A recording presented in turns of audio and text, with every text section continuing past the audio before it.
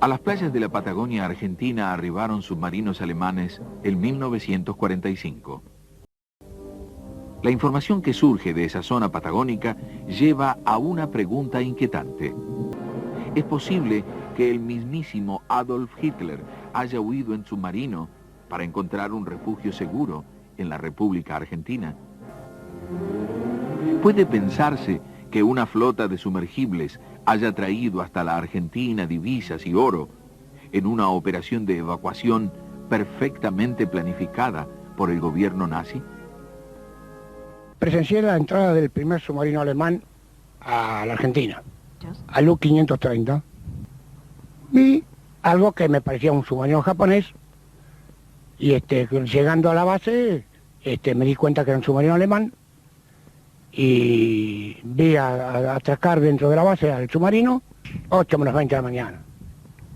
Solamente vi eso nomás y el personal que bajaba del buque, que lo fueron a buscar y bajaban del buque. Después de haber saludado el pabellón de ellos, bajaban del buque. A 2 buques o 3 de la Armada nuestra, de la base.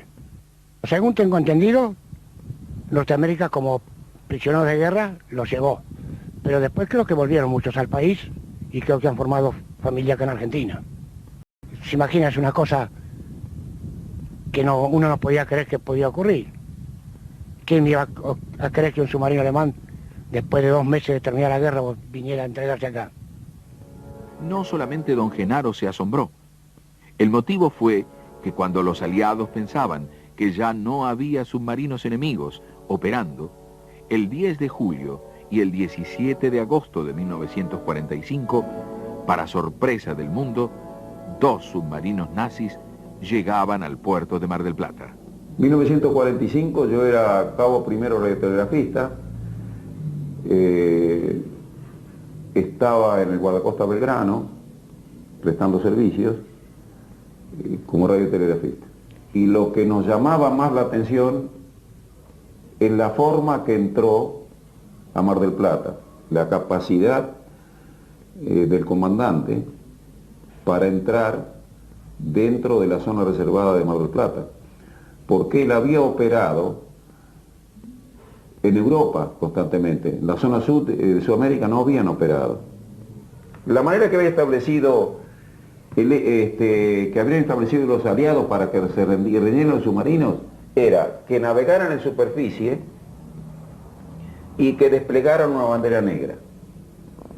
Eso era la indicación de que el buque estaba en estado de rendición. Estos 2 comandantes, en forma completamente independiente, consideraron que rendirse ya significaba para ellos una especie de blasfemia, ¿no es cierto?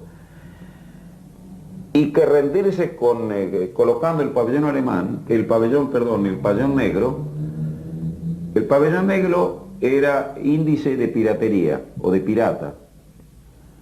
Y entonces para ellos significaba una blasfemia rendirse normal con el buque, ¿no? Es decir, rendirse con el pabellón era claudicar en todos los conceptos que había tenido en su vida de marinos.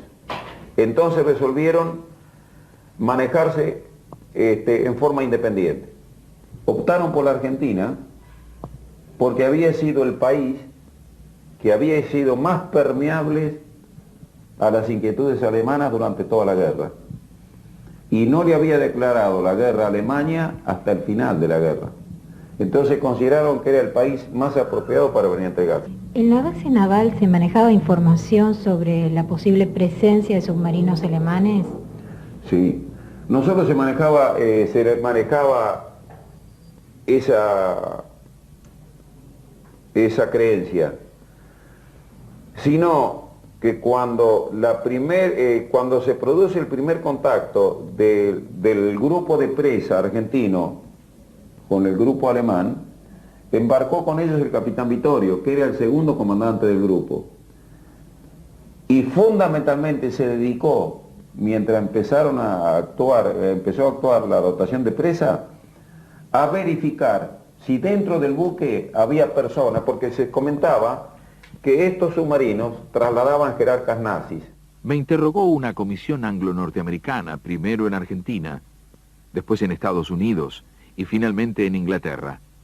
No dejaron de preguntarme a dónde estaba o dónde había desembarcado Hitler, aseguró Heinz Schaffer, capitán del U-977, uno de los submarinos arribados a Mar del Plata.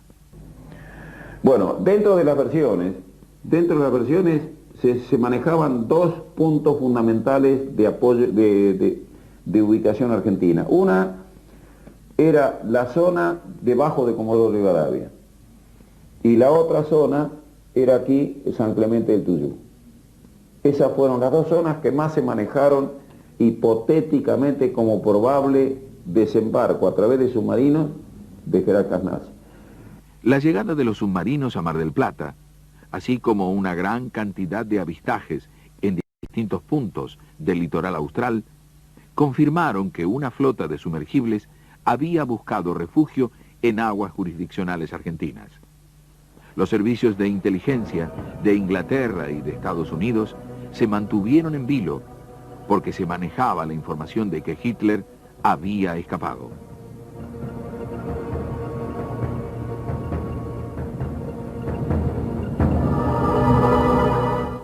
Nuestro equipo periodístico se trasladó hasta la localidad chubutense de Comodoro Rivadavia.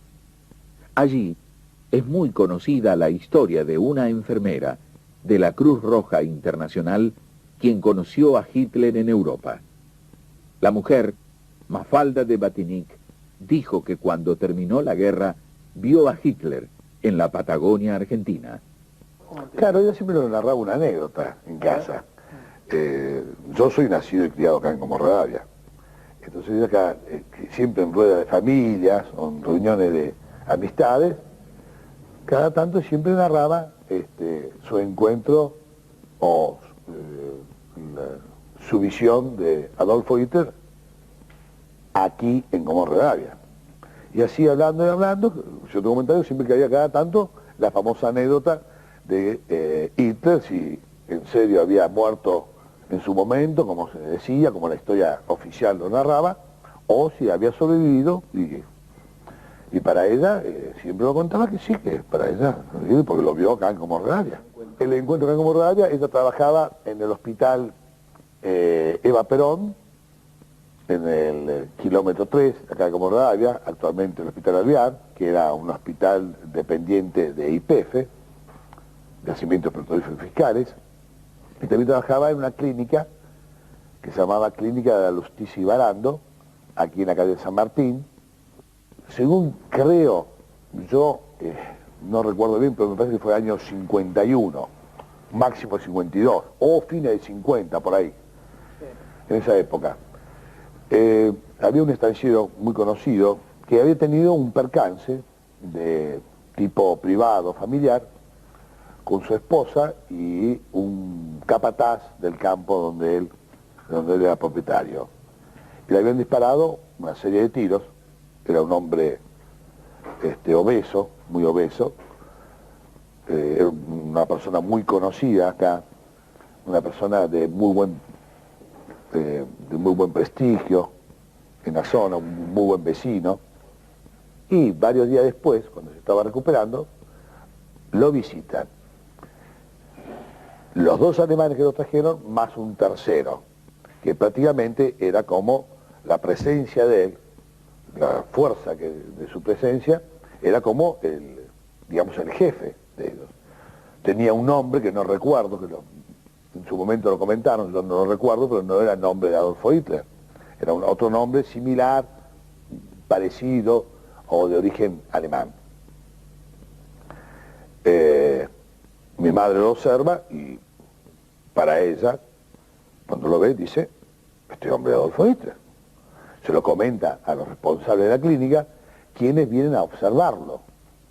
Lo observan y bueno, quedó un comentario ahí, mirando como una gran novedad. Este hombre no habló de que era supuestamente Adolfo Hitler, no habló ni nada, sino que asentía, se solidarizaba con este señor, hablaba otro alemán en un castellano muy acotado, y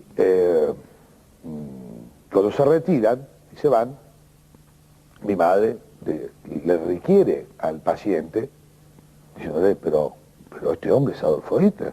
Bueno, sí, evidentemente, pero mirá que esto es una cosa reservada.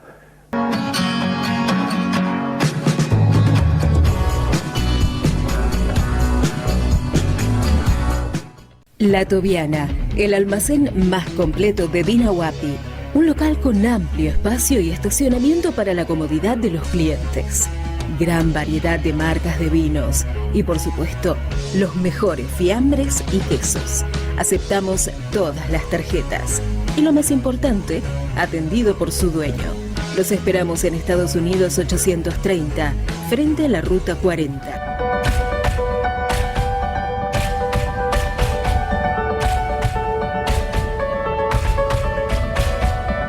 Tribunal de Contralor en Dina Huapi. Los Calafates 785, de lunes a viernes, de 9 a 13 horas. Salud mental en Dina Huapi y Bariloche. Atención de niños, adolescentes y adultos. Licenciada Mariano Sarrentino. Teléfono 294-428-6952. El Obturador. Producciones audiovisuales. Teléfono 11 44 12 37 95. Inglés en Dina Huapi, 12 años acompañándolos, brindando calidad y calidez en la enseñanza del idioma, desde los 3 años hasta adultos. Los esperamos en St. Catherine Institute, Panamá 370. Comunicate al 294-462-2005. Búscanos en las redes. Estamos en Instagram y en Facebook por St. Catherine Institute. El pescador Masuccelli asegura que el casco de un submarino nazi permanece hundido en la caleta de los Loros. Un submarino más o menos de una longitud de unos 45 a 50 metros de eslora. Tienen un gran deterioro. Tiene un gran deterioro por el óxido y por el agua que penetra adentro, se va barriendo constantemente, que para nosotros no tenía ninguna importancia. Y yo creo que lo puedo ubicar. ¿A qué profundidad estaría el submarino? Y el submarino debe estar entre 18 y 15 metros, más no está. ¿Y a cuánto de la costa? Calculo que entre unos 30 kilómetros aproximado. Eso permanece más o menos entre 7 y 9 horas esta gran bajante. Y en tanta distancia, usted si no está preparado para llegar hasta ahí no puede llegar de ninguna forma. Y si no es una bajante de estas extraordinarias, sino que es una de las bajantes diarias, ¿no lo llega a ver? No. No, porque es muy poco lo que baja. El aviador Chironi dice que desde un avión pudo ver al submarino hundido. Empecé mi actuación como instructor de vuelo en San Antonio Este. Yo estoy al lado de este club hace más de 40 años. En ese interín me vine a la provincia como director de aeronáutica. Estuve un tiempo, después no fui más director y quedé de piloto oficial de la gobernación. Nosotros, con nuestros alumnos y nuestros pilotos, hacíamos vuelo en las zonas, salíamos a sobrevolar la costa. No puedo precisar ahora con quién por lo general siempre era con algún piloto, no puedo precisar. Tendría que recorrer planillas de vuelo de tantos años, no sé si estarán. 1956 estoy hablando, que empezamos la actividad oficial. 55 empezamos la actividad oficial. Y en uno de esos vuelos yo lo vi, no le di mucha importancia, ¿no? Porque siempre había por ahí algún barco hundido, alguna cosa. Y no le dábamos importancia, ni nunca más en la vida le di importancia de que el submarino. Eso es una condición muy especial. Una bajante muy grande, muy extraordinaria. Al atardecer, el sol medio bajando, tiene que hacer una condición muy especial, ¿no? Para que alcance a verse algo. Quedaba casi al borde del agua hacia adentro, ¿sí? Un poco saliendo. Hace poco hablé con un compañero mío que fue piloto de la provincia, José Duca, hablábamos del tema del submarino. ¿Te acordás, Mario? Dice, cuando hablábamos con el Azteca, que lo veíamos, él se acuerda. Él se acuerda. Él está en Buenos Aires y él se acuerda. ¿Qué pudo llegar a ver? ¿La silueta? No, apenas una trompita asomando en la arena, sí, apenas. Según algunos pobladores de la costa, los desembarcos de los nazis en la Patagonia dejaron rastros concretos. El campo se llama la Madreselva. Yo lo heredé en el año 1969 de la familia Beiguela, pero pertenece de ellos desde el año 1943, que fue comprado al señor Ernesto de Reyes. Ahora, este antiguo propietario compró a la compañía. Era una compañía alemana, de los cuales no solo eran dueños de la Madreselva, sino que había otras estancias. Eran dueños de El Salado, la Caleta de los Loros y la Primavera, que tenían el casco principal en la Primavera. Era, digamos, donde se administraba el resto de los campos. Esta compañía fue muy, muy fuerte hasta el año 30, que comenzó el desequilibrio mundial, ¿no? Y estaba asociado con los barraqueros de Patagones, que todos eran descendientes de alemanes o alemanes, ¿no? Y hacían acopios de frutos del país, como la lana, los cueros. Patagones era Puerto Libre, venían los buques de las empresas Mianovich, y era un emporio, digamos, en la zona.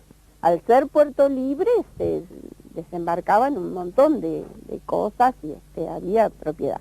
Después se fue desmembranando, no sé por qué motivo, o porque tal vez la crisis esa del 30 afectó mucho a Alemania.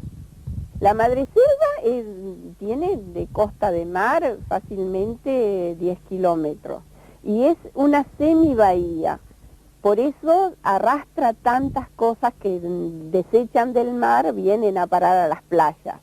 Y entre ellos se pueden haber encontrado estos chapones y las chapas estas, sin haber sido desembarcadas, sino haber sido tiradas por submarinos o barcos alemanes. El señor Ramírez no fue peón mío, sino fue peón del primo mío, del cual yo heredé este campo. Y él decía que en el año 43, 44 se veían emerger submarinos frente a estas playas, y había días que estaban 1 o 2 horas fuera del agua. Y volvían tenían temporadas, por ahí pasaba mucho tiempo del cual no aparecía ninguno, pero tenían temporadas que seguido, casi semanalmente se podría decir. Así que usaban la bahía o el golfo, digamos, como un refugio para seguir por las costas de la Patagonia. Las playas de arena parecen haber apresado pruebas contundentes sobre el desembarco de los nazis. Soy coleccionista de antigüedades. En el año 78, 79, yo recorría mucho la zona del puerto de San Antonio Este, el cual todavía no estaba hecho. Recorría mucho las costas, me gusta juntar todo lo que encuentro. Y en una de mis caminatas por la Caleta de los Loros, un día vi unas maderas incrustadas en la playa y la curiosidad me llevó a escarbar ese lugar y empecé a escarbar y encontré 2 candados, encontré una cuchara redonda de madera, encontré el casco de una pistola Luger, encontré unas botellas. Bueno, en aquellos años yo no sabía que había un submarino, ni me lo imaginaba, lo junté como que eran cosas que alguien había tirado o había arrojado y a mí me llamaron la atención y por su antigüedad yo las traje a mi casa. A su vez, no encontré todo en el mismo día, solamente encontré 2 candados en una de mis caminatas y el casco de la Luger.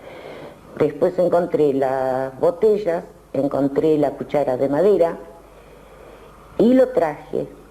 Pensaba que era o bien basura que había tirado algún vecino o que eran cosas de un galeón que hay también aquí en San Antonio hundido. Y bueno, a través de los años se descubre que parece que son cosas del submarino alemán. Recién en 1996, la Armada Argentina liberó públicamente documentación que da cuenta de la presencia de submarinos nazis en aguas jurisdiccionales argentinas. Oficialmente, se confirma que la presencia de las naves ocurrió 2 meses después de concluida la Segunda Guerra Mundial. La torpedera Mendoza envió el aviso de un avistaje de submarinos en San Antonio Este. Además, hicieron varias denuncias.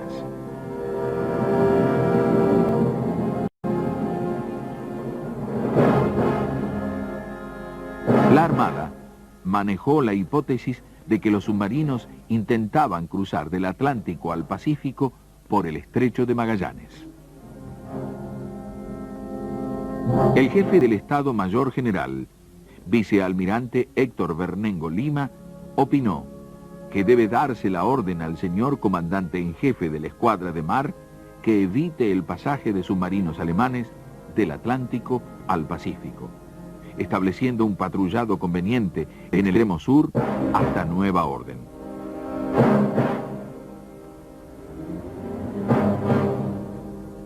Ocho torpederas rastrearon sin ningún tipo de resultado a los sumergibles.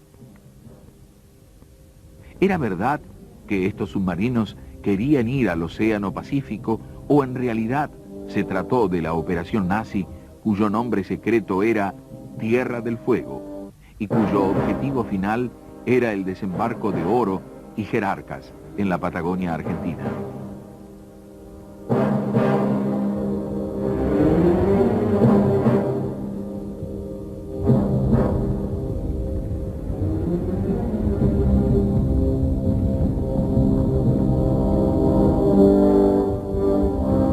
Vidal Pereira, un ex técnico de la empresa alemana Lausen, también confirma la presencia del sumergible. Llegar a esa zona, de atrás, rodeando el médano que para mí era una montaña de arena en ese tiempo, bajando así por la costa, a una cierta distancia más o menos de los 300 o 400 metros, en barranca, y después seguía la playita.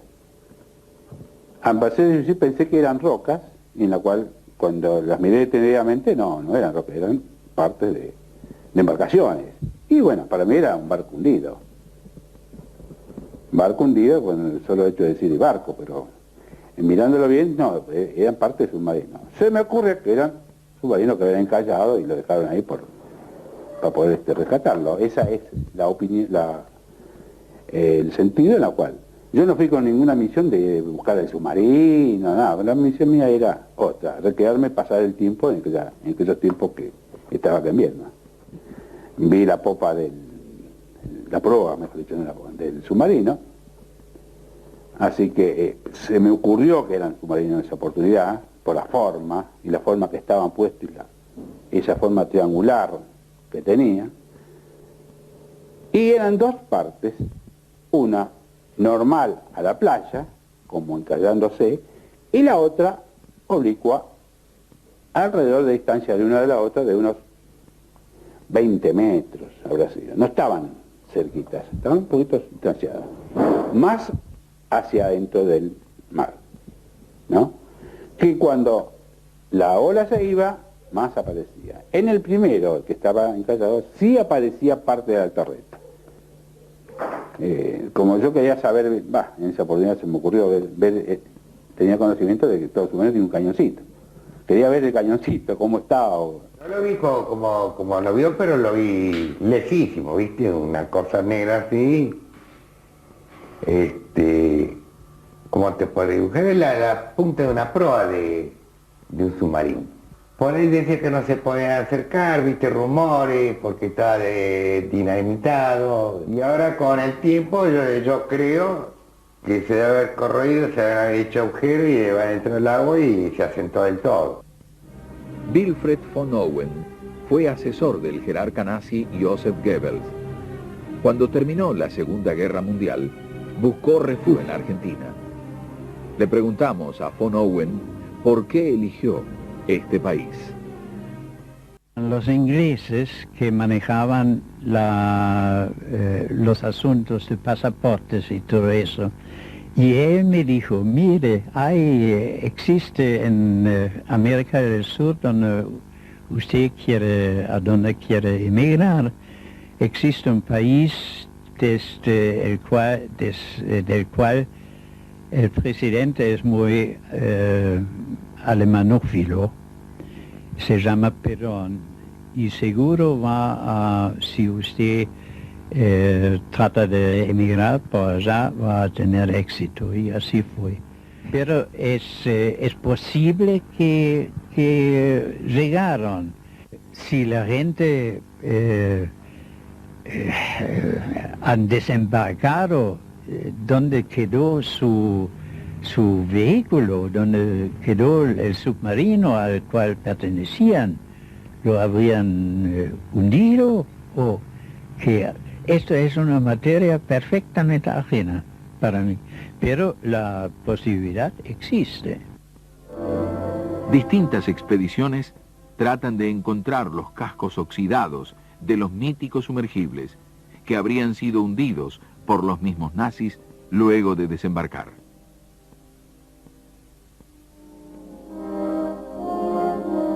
A más de 50 años de la caída del Tercer Reich, recién hoy salen a la luz varios datos sobre el nazismo y sus vinculaciones con los gobiernos de distintas partes del mundo.